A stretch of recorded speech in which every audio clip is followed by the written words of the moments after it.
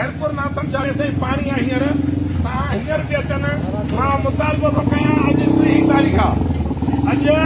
सुभाणे खां 15 तारीख़ आहे पूरो महीनो थी वियो आहे अॼु हाई स्कूल में अचनि त बि 5 फुट पाणी आहे जे कोरट में अचनि खैरपुर नाथन चार्ज में त बि 5 फुट पाणी आहे जेके सिविल अस्पताल में अचनि त बि 4-5 फुट पाणी आहे कंहिं बि इदारे में अचनि जे कॉलेज में हलनि त डिग्री कॉलेज में उते 5 फुट पाणी आहे जे गर्ल्स कॉलेज में हलनि त 7 फुट पाणी आहे हर इदारे में नादर ऑफिस में हलनि त 5 फुट अॼु मां चैलेंज थो कयां अॼु बि चैलेंज थो कयां असांजे हर इदारे में 5 खां 6 फुट पाणी आहे पूरो महीनो थी चुको आहे हर माले में जायूं किरड़ अरबे खरबे रुपयनि जी जायूं आहिनि उहे जायूं असांजूं तबाह थींदियूं थी वञनि पूरो महीनो पाणी बीठो हुजे त केतिरो नुक़सान थींदो भला अॻु में असांजा केतिरा माण्हू मरी विया हींअर केतिरा बीमार आहिनि मां उन ॾींहुं हिते रोशनी फाउंडेशन जे तरफ़ां कैंप लॻी 600 मां 400 माण्हू मलेरिया में पॉज़िटिव निकिता आहिनि तव्हां उनजो अंदाज़ो हणी सघो था हींअर बि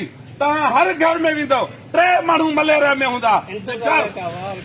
इंतजामिया आहे कान कंहिं ॾिसो न जीअं मां तव्हांखे ॿुधायो एजुकेशन खातो मोकल ते हलियो वियो आहे ईअं सिहत खातो बि मोकल ते हलियो वियो आहे भला जे सिहत खातो वियो आहे एजुकेशन खातो वियो आहे त भला को ॿियो खातो त हुजे न हाणे वापडा वारा हिते आहिनि पर वापडा वारनि खे मटीरियल नथो मिले सीओ जेको आहे उहो इंट्रस्ट नथो वठे वफ़ाक़ी वज़ीर इंट्रस्ट नथो वठे ऐं बिजली जा बिल में 10 टैक्स था असां भरियूं एतिरा टैक्स